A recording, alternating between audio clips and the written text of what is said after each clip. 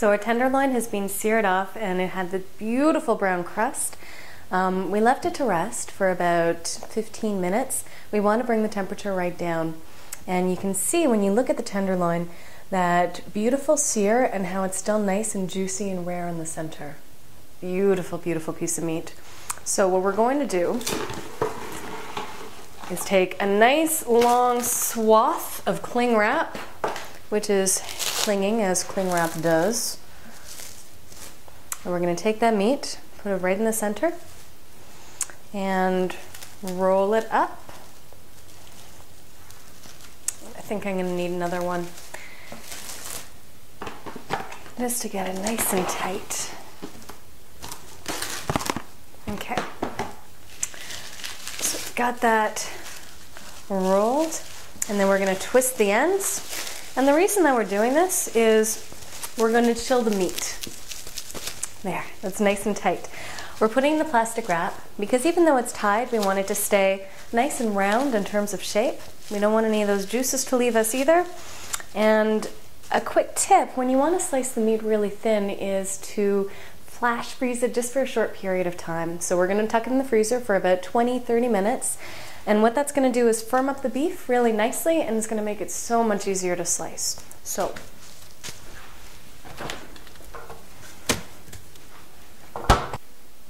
the last dish that we're going to make is a beautiful seared ribeye, and we're going to be cooking it down to about a medium rare, and slicing that nice and thin and putting it on a bed of kind of a nice seasoned apple slaw. So to start, we have our ribeye. The ribeye is one of my absolutely favorite grilling steaks. Now, where you're going to find the ribeye in terms of the anatomy of the cow, you're going to be going into a roast that's kind of right behind the ribs, and that's where the ribeye is taken from. So if you think of a big standing rib roast, that is the ribeye. It's just without the bone, without the fat cap, and sliced down. So this is our ribeye. Now, when you get a ribeye in the grocery store, they're generally about 3/4 to an inch thick.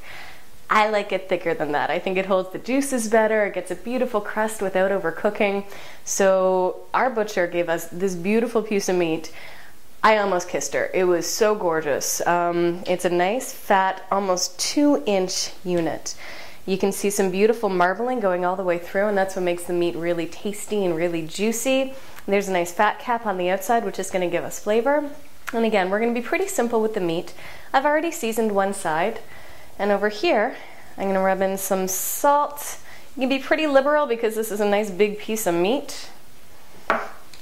Some pepper.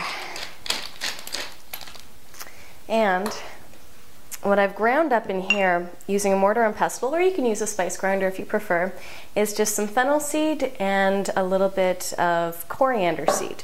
And it's ground up nice and fine. I'm going to sprinkle that on, rub it in. I'm going to rub a little bit into the sides as well. Let's get all the way around this meat. A little bit on the bottom.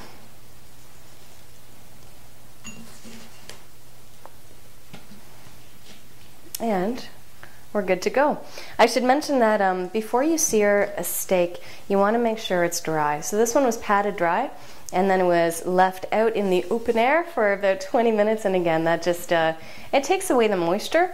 And the reason that you do that is when you're cooking the beef, when you're searing it, if there's a lot of liquid there, if there's any kind of water or juice that's on the surface of the beef, it's going to create a little bit of steam, so you're not going to get that nice brown crust. We're not going to barbecue the steak, we're actually going to do one of my favorite ways, which is in the oven. So we have a cast iron skillet over here, and it is hot. It's doing the 3 steamboat test really, really well, which is exactly where we want it to be. This is a very old cast iron, which means that it's nicely seasoned. It's seen the terrors of time. If your cast iron isn't seasoned, you're probably going to want to wipe it with just a little bit of oil before you do anything else. So we have our ribeye and we have our piping hot pan. I'm just going to lay that right on. And that is a beautiful sound, the sound of searing meat. We're going to let this cook for about 2 minutes on each side. We want it to get a really nice, rich crust. I still have the oven on from when we were doing the beef shank earlier. I've increased the heat a little bit because the beef shank came out, so now it's at 350. And once we have a nice sear, we're going to tuck it in the oven to finish the cooking in there. Our beef shanks are out of the oven. They were in there for about 3 hours and very, very moist and soft. So all that I've done here is I've taken the beef shank out, I've strained everything out of the sauce, and I've reduced it down to about a cup, which takes about 20 minutes, so not so bad. We're almost done. All that we're going to do now is take this meat and we're going to start to separate it out. And we're going to take off the little bits of fat and gristle because we really don't want that going into our dish. And we're going to essentially pull the meat and put it into the pot with the reduced sauce. And that's pretty much it for these beef shanks. They're good to go. So the tenderloin was in the freezer for about half an hour, which means that now it is nice and firm, which is gorgeous. Just going to take that off.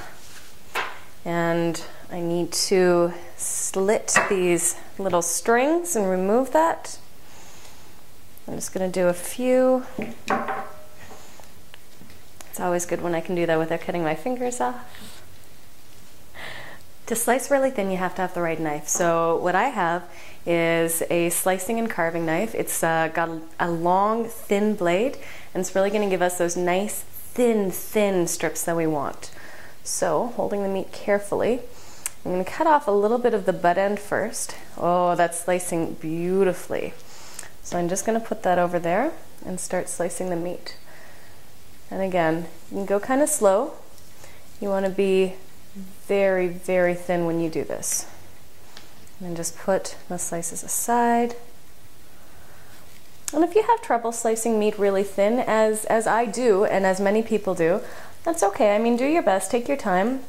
And worst case scenario, remember that you can always do it the traditional way, which is pounding out the meat. So there's not too much pressure there.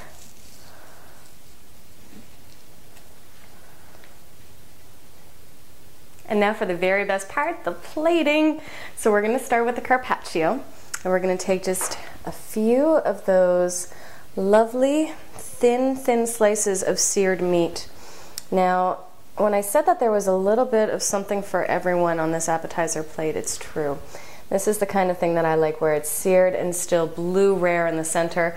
That's not for everyone, and that's where we're going to go into the medium steak and then into the very well done slow braised chops. So I've got just a small little pile of the thinly shaved meat, and I'm going to take a slaw. It's just some shaved fennel that I've squeezed lemon juice over and salted, and it almost turns into a quick pickle, and it's going to give that some real vibrancy and punch. I'm going to dollop that right on top, and we are going to take a few shavings of Parmigiano Reggiano, which always makes everything taste better in my opinion. We're just going to shave that humbly on top. Gorgeous. Maybe one more. Can't get enough of the Parmesan. And the very last thing that we're going to do is just a drizzle of truffle oil. I love truffles, and when you think of exotic ingredients, truffle oil is, or truffles are definitely up there, but that's what I really like about the oil, because a bottle like this costs not a lot of money compared to the fresh truffles, but it gives you that beautiful, really rich truffle taste. So that is good. We're just going to add some color, garnish with a little bit of the fennel fronds just to make it a little bit prettier, because I like things that are pretty. And we have one beautiful seared beef appetizer ready. Now for the next, we have our ribeye. This was seared first on the stove and then put into the oven to brown and get nice and toasty. And then I let it rest for about 10 minutes, 10-15 minutes, because it is a thick cut of meat. And we're just going to, I'm going to turn it, and very carefully slice. Beautiful, beautiful medium. And I'm just going to cut a few slices. You can see how my knife is just cutting right through this. That's a nice tender piece of meat. Let me cut up just a little bit more. One more. Okay, so let me put that aside and wash my hands. I can't stand having dirty hands. So we have an apple slaw coming next. And what this is just kind of thickly sliced apples. They've been dressed with lemon juice to prevent discoloration and a little bit of olive oil. There's some scallion in there, some basil, parsley, and it's just got a lot of punch. And I'm going to take a few slices of beef, and I'm just going to lay them on, just like that. Maybe that one, and one more. And there, so we've got our slice. And the last thing is a spicy balsamic honey drizzle. This was reduced on the stove. It's just balsamic vinegar and honey with a pinch of red pepper flakes. And we're going to drizzle that on. Now the very last of our Canadian beef appetizers. I took polenta and I just made it into a cake. It's a herb polenta cake with some basil and parsley in there and some roasted garlic and a little bit of brie because I like my cheese. And used a cookie cutter to cut it into little discs. So I'm going to take one of those. I'm just going to pop it on there in our third spot. This beautiful, beautiful beef shank is going to kind of dollop it on top. It's okay if it drips down a little bit. I have a mascarpone cream here. Now all that this is mascarpone, which is as delicious as it is expensive, and it was whipped with a little bit of whipped cream. I'm going to take a little dollop of that, and this is just going to make it so rich and decadent. Maybe a little bit more. There we go, oozing and dribbling down. Those oven roasted tomatoes that we did, I have over here. And I'm just going to take one. Again, they're dried down until they're a little bit chewy, but they're still nice and moist in the center. And lay one of those on top and garnish. I love my garnishes with a little sprig of basil, all jaunty off to the side. And that's it. That's our 3 appetizers. So again, going from one side to the other. For our rare meat eaters, we have a seared beef tenderloin, and that just very, very lightly done. That beef tenderloin has been put underneath a bed of a little bit of fennel slaw with some Parmigiano Reggiano and a drizzle of truffle oil. Going into the center, we have our gorgeous medium ribeye for people that don't like it quite as rare. And that ribeye is on an apple slaw, and that's a herbed apple medley. And we have a drizzle of a kind of a spicy honey balsamic going around the side. And the very last in our appetizer trio, we have a herbed polenta base, and it's cheesy polenta goodness. On top of that, we have our very slow cooked in sherry and tomato beef shank, and that's been shredded. We have a mascarpone cream on top, an oven dried tomato, and we are good to go. I just want to thank you all again for joining us at our first Choosy Beggars video. We had such a good time doing this and celebrating the delicious flavor of Canadian beef, and we hope you did as well. Another thank you to Kitchen Play for giving us this opportunity to join in the progressive dinner party. We cannot wait to see what our other beef eaters came up with and to try their recipes. And if you're looking for any of these recipes, they are on our website. And we hope that you'll give them a shot and let us know what you think. And here's to eating some good Canadian beef.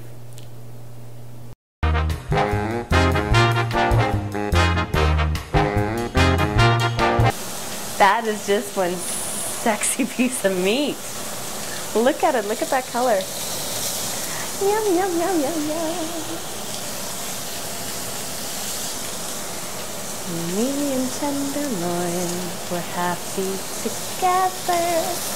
Medium tenderloin, we're kind of the same. Medium tenderloin, we're happy together. Sunshine and